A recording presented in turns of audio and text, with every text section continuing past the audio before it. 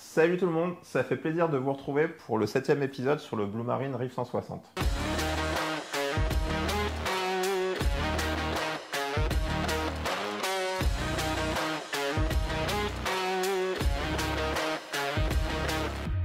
Tout d'abord, je tenais à remercier Aquadistry, qui est le distributeur des aquariums Blue Marine, qui nous a fait plaisir avec cet aquarium et qui vous fait plaisir depuis le début avec des jeux concours. Et ça continue avec un sachet de Saki Ikari Marine herbivores, donc qui sont des granulés de petite taille à moyenne pour les poissons omnivores à herbivores. Donc là, pas mal de poissons s'en contentent, ça fait plaisir et ça permet d'automatiser une distribution lorsque vous n'êtes pas là pour donner du congelé par exemple en alternance, c'est très bien. Donc comme d'habitude, hashtag Aquadistry en commentaire. Donc je vous ai parlé des premiers habitants, coraux et poissons dans les derniers épisodes. Et là, je voulais faire un point un peu plus complet sur certaines questions qui pouvaient en émerger. Comme vous le voyez, j'ai rajouté des coraux et des poissons. Donc je vais vous faire part de quelques réflexions générales à avoir lorsque l'on débute un aquarium marin. Donc concernant les poissons, j'avais déjà commencé avec le Gramma loreto et la Blenny stigmatura, qui permettaient d'avoir à la fois un herbivore et un poisson qui était un peu plus vif, un peu plus en pleine eau. Donc là, tout le monde est un peu timide parce que je suis devant le bac, j'ai fait les essais avec les spots de lumière, donc c'est pas l'observation habituelle. Donc là, tout le monde est un peu derrière. J'ai rajouté un Centropige argy, donc un poisson ange nain, et également un couple de Coderni, et un autre petit poisson qui est un peu moins connu, un Plectrantias inermis, donc c'est un poisson faucon nain, qui est très discret, et je vais essayer de vous le filmer. En eau douce comme en eau de mer, on se pose souvent la question de combien de poissons dans un aquarium. Et c'est vrai qu'on trouve un peu de tout sur internet et il n'y a pas de réponse universelle. Moi, ce que je considère en aquarium récifal, c'est de penser à zone de vie, milieu de vie et tempérament. Il y a des poissons qui sont réputés être des teignes. Dans ce cas, il vaut mieux faire une population que de poissons teigneux entre eux et de tout rajouter d'un coup, et idéalement des poissons de petite taille. Si le poisson adulte fait 6 cm, si vous pouvez l'avoir à 3 cm et avoir toutes les espèces d'un coup, prenez tout d'un coup, après les premiers habitants bien sûr qui font le test entre guillemets pour vous habituer et voir si votre bac est prêt. Mais normalement il n'y a pas de souci de ce côté-là. Une fois que ces poissons-là sont là depuis quelques semaines et que tout va bien, prenez tout le reste de la population d'un coup et que des poissons à tempérament assez énervé, tout en respectant bien sûr la quantité que peut recevoir votre aquarium et également les zones de vie. Donc ce que je considère comme zone de vie, par exemple, il y a les gobies qui sont fouisseurs, qui sont vraiment inféodés et qui vont rester toute leur vie à sous une roche et aux 10 cm autour. Et c'est également le cas dans le milieu naturel, comme les Stonogobiops, les Amblieliotrice, tout ce genre de gobies qui sont souvent symbiotiques avec une crevette du genre Alpheus. Ça, vous pouvez prendre une crevette et un poisson et préparer un endroit sous lequel ils iront et ils y resteront toute leur vie normalement. Donc ça fait une zone de vie. Autre zone de vie, toutes les petits trous qu'il y a dans les roches qui sont souvent occupés par les blennies du genre Essenus ou Salarias pour les un peu plus grandes, donc selon la taille de votre bac. Également, la zone de vie proche des roches mais pas directement posée sur les roches. Donc ça, c'est souvent les zones de vie de tout ce qui est Pseudochromis, Gramma loreto, les gobinins, Trima, Gobiodon et compagnie. Donc ça fait notre zone de vie et également la pléno. Donc là, par exemple, il y a le Centropige et les Coderni. Donc idéalement, c'est de trouver la place pour tout le monde et pas mettre 10 poissons de pléno ou 10 poissons qui sont inféodés aux roches, par exemple, alors que le bac ne le permet pas. Donc là, c'est pour ça que je suis parti sur 3 poissons de pléno, mais qui ont des tempéraments assez cool entre eux et qui s'ignorent. Donc les Coderni et le Centropige. Dans les roches, les Cénus et le Plectrantias inermis, donc qui ont des comportements aussi différents. Deux blennies entre elles se seraient chassées, par exemple. Le Gramma loreto qui est plus inféodé aux caves.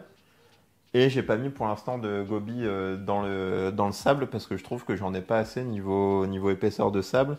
Et le décor ne s'y prête pas trop. J'ai pas fait de zone un peu proche du sable avec une voûte sous laquelle pourrait creuser une Alpheus, par exemple. Mais ce serait un poisson que je pourrais rajouter. Pour le choix des coraux, il faut penser que ce que vous achetez est souvent en taille bouture. Et que en quelques mois, un an et demi par exemple, un petit sarcophyton, un petit corail cuir de cette taille-là peut vite devenir faire 15-20 cm.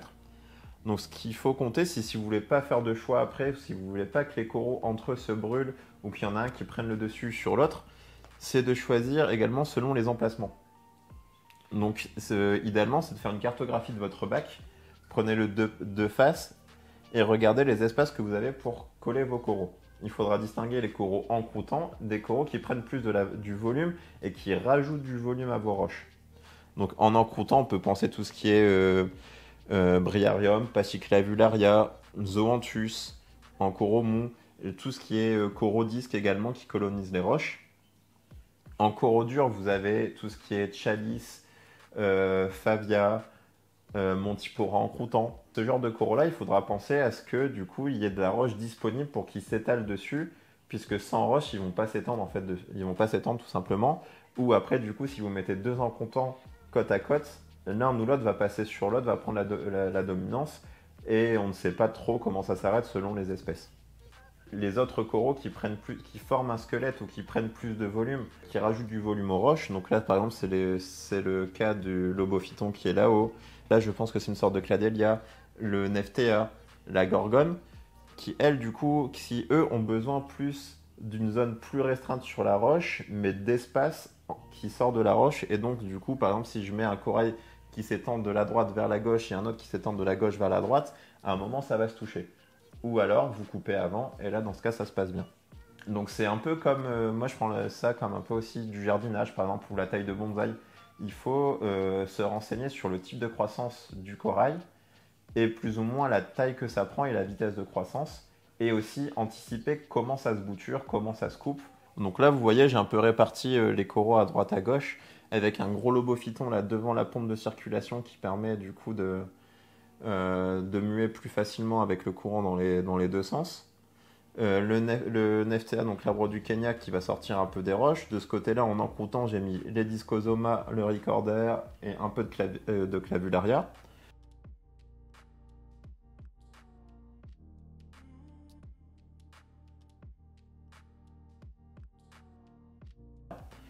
Et de l'autre côté, une anémone fleur, Epicystis crucifère, des Zoanthus, le Sinularia qui est en train de muer actuellement, une Gorgone qui donne un peu de relief, et de l'autre côté, du coup, Pachyclavularia, Cladelia et le Sinularia dura qui profitent également du courant indirect de la pompe pour muer plus facilement. Donc voilà un peu des discussions générales sur le choix. Bien entendu, renseignez-vous avant d'acheter. Sur les réseaux sociaux, renseignez-vous auprès de gens qui montrent leur bac, qui ont un bon résultat également. Internet, il y a des sites de référence pour l'identification des coraux qui vous permet d'avoir des photos de coraux de colonies adultes et pas juste de boutures que vous achetez. Sur certains sites de vente, vous pouvez voir également la photo de la bouture, la photo du pied-mère, comme ça vous vous rendez compte. Voilà. Deuxième partie de la vidéo, la maintenance du bac à proprement parler. Eh bien, j'ai envie de dire que je profite à fond de ce bac-là. C'est pour un bac tout en un, basique, simple, efficace. Je reprofite, en fait, je redécouvre l'aquariophilie récifale, entre guillemets, simple, parce que tout roule. J'ai fait une fois par semaine, une fois tous les 15 jours, le test nitrate-phosphate pour vérifier que je tombe pas à zéro, parce que ça, les coraux n'aiment pas. Donc avoir toujours un peu de détection de ces nutriments. Les nitrates, j'essaye d'avoir entre 5 et 15, et les phosphates entre 0,03 et 0,08 mg par litre. C'est très bien. Et là, comme pour l'instant, j'ai pas de coraux durs, je surveille juste le KH de temps en temps, calcium également, et je surveille que tout va bien. Normalement, tant que vous en êtes à cette étape-là, je ne rajoute pas de coraux durs, ça reste assez stable.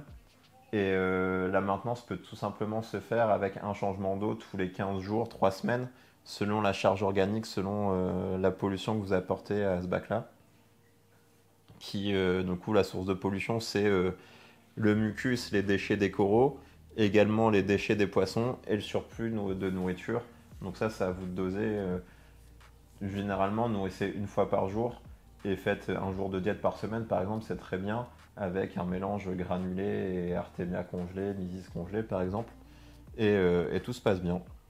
Donc voilà, j'en ai fini pour cette vidéo un peu plus généraliste sur ce bac. J'espère que ça vous plaît, que vous voyez l'évolution au fil des mois. Ceux qui ont lancé un bac plus ou moins en même temps, qui m'en ont parlé dans les commentaires, n'hésitez pas. à partager vos retours également si vous avez rencontré des galères pour les faire partager et en parler sur YouTube, c'est également super sympa. Sur Discord aussi.